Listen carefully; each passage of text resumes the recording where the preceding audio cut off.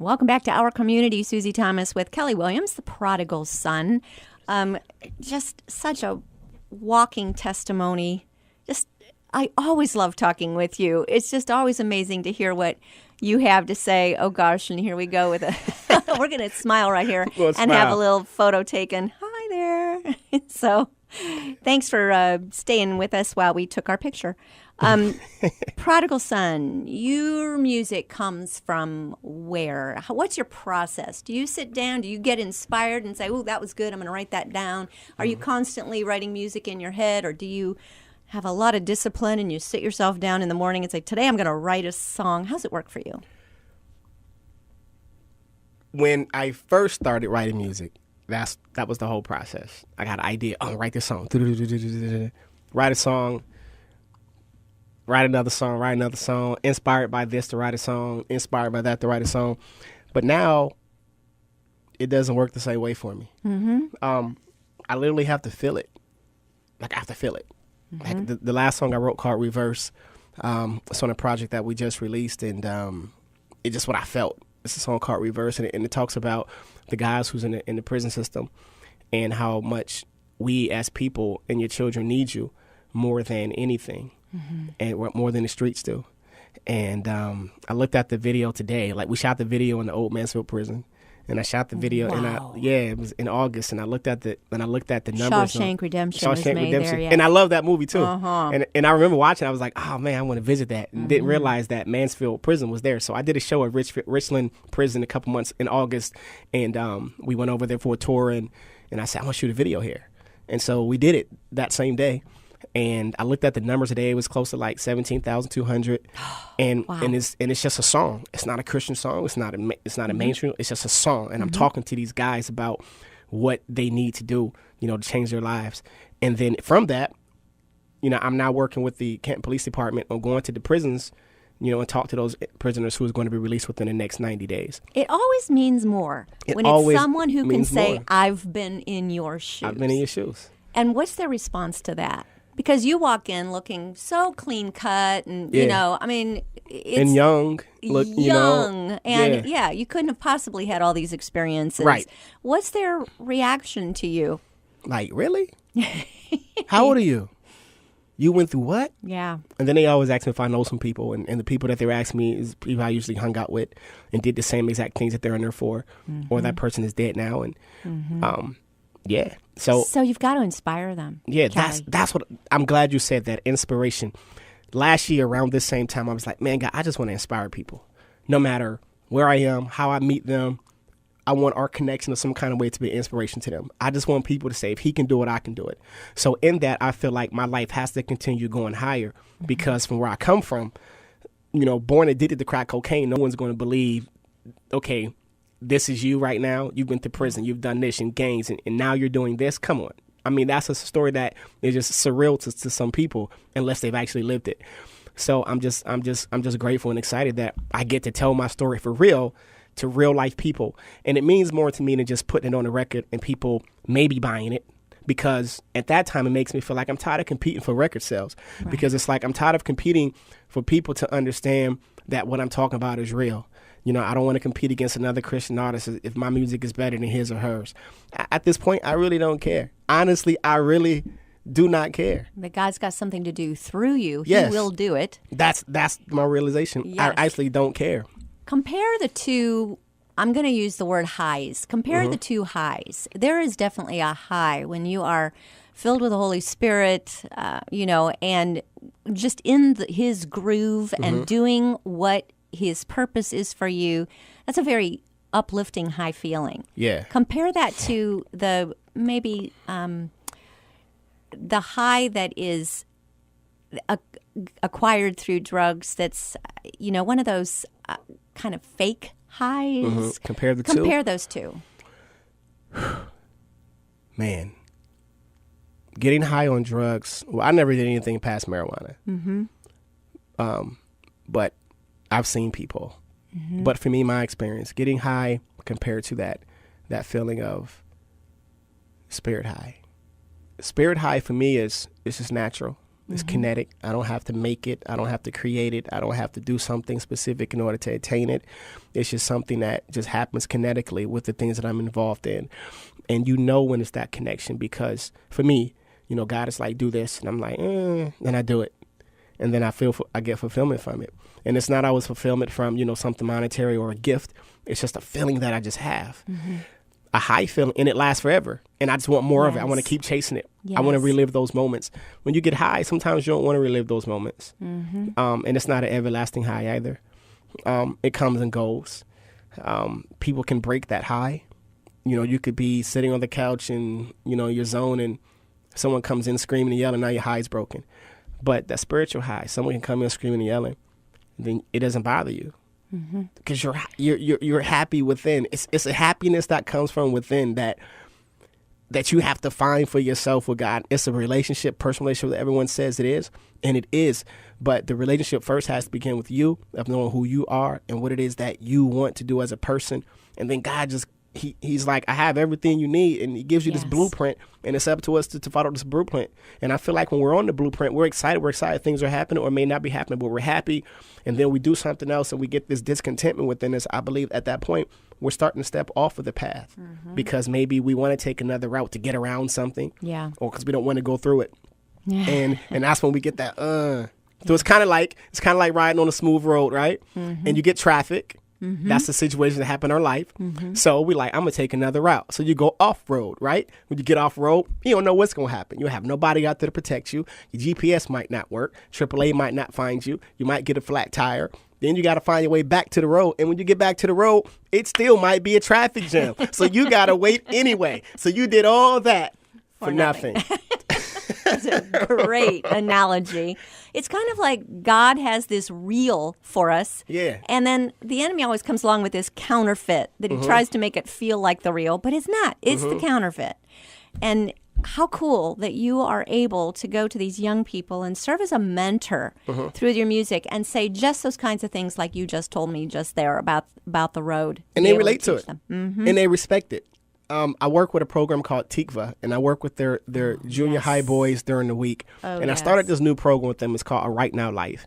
And it's 4 components to it. It's dressing for success, goals, positive thinking and decision making, and there's one more, positive self-respect. Yes. And so we're in our 3rd week now.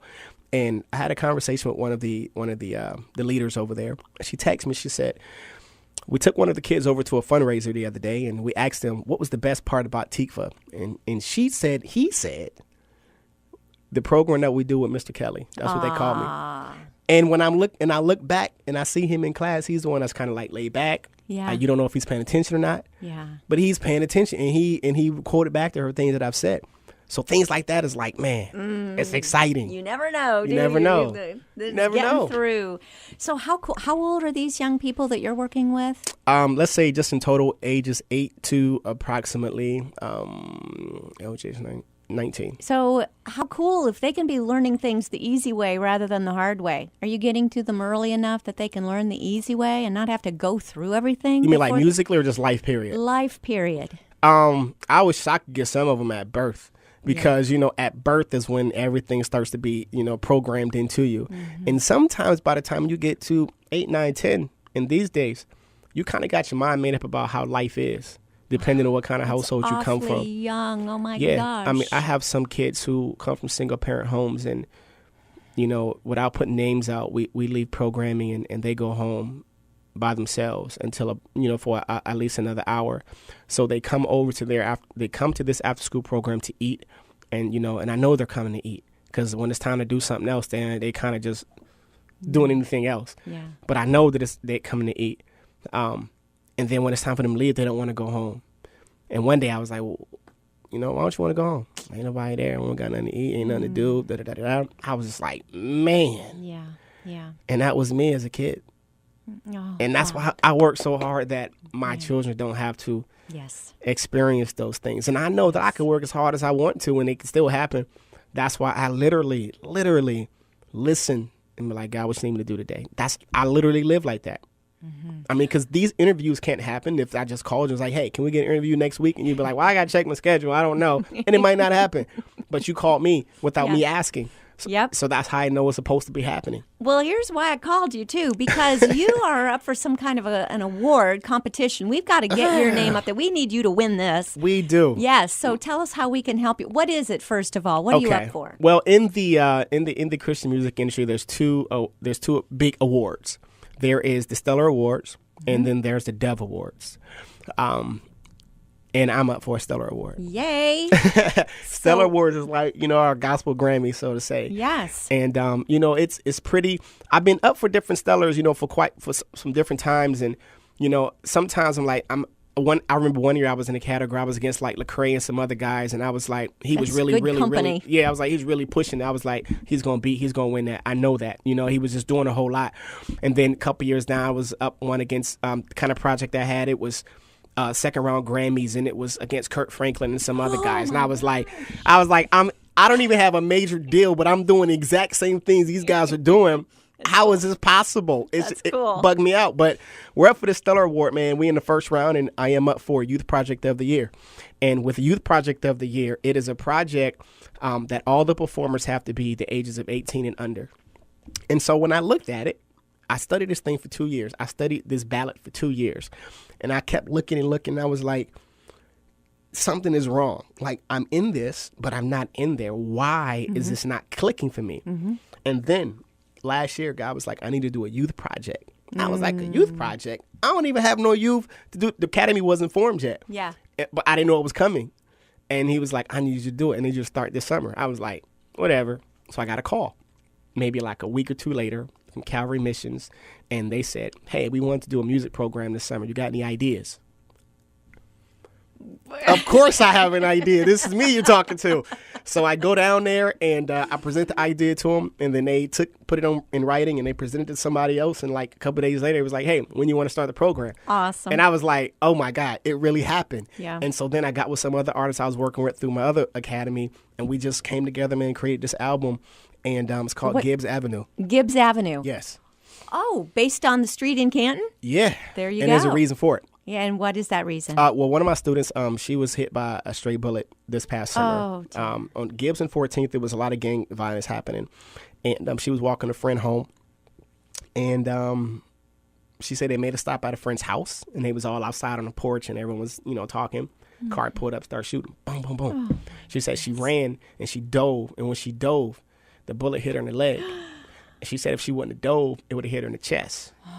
Is and she I was okay? like, yeah, she was fine. She just had a bandage on her leg and everything. But and we created a product from that. So all the songs are about that, and named it Gibbs Avenue because that's where I feel like the change needs to happen at. Yes. And so, putting the Gibbs Avenue, if people look online and say, well, what is Gibbs Avenue? Then they'll be able to find out all the things that we go through. Where do we go online to find the song, to be able to hear the song, to be able to vote for your song? There is actually on this project 8 songs. Mm-hmm. And okay. We remixed This Little Light of Mine. We remixed, Jesus Love Me.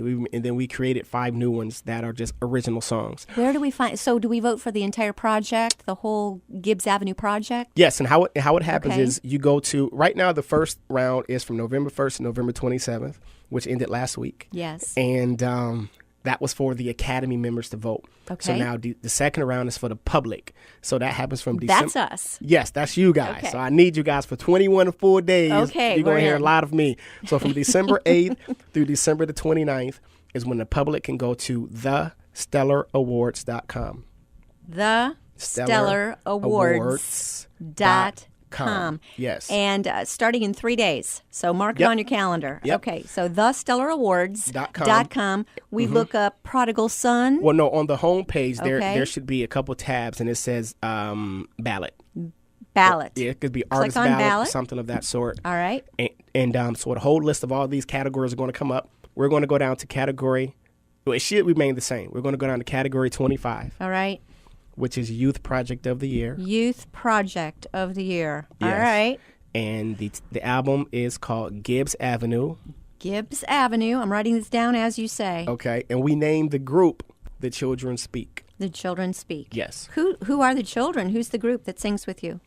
We have Brandon Collins from Alliance, Ohio. Nice. We have Jerome Cox from Canton, Ohio. Unique Spencer from Canton, Ohio. Daquan Umbles from Canton, Ohio. And then we have 5 other kids that are like from Gibbs and Belden.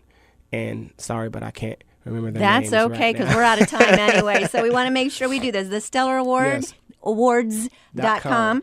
And go to Youth Project of the Year, vote for Gibbs Avenue, Kelly Williams, the prodigal son. Thanks so much for all you're Yes. doing in our community. Thank you. I appreciate you.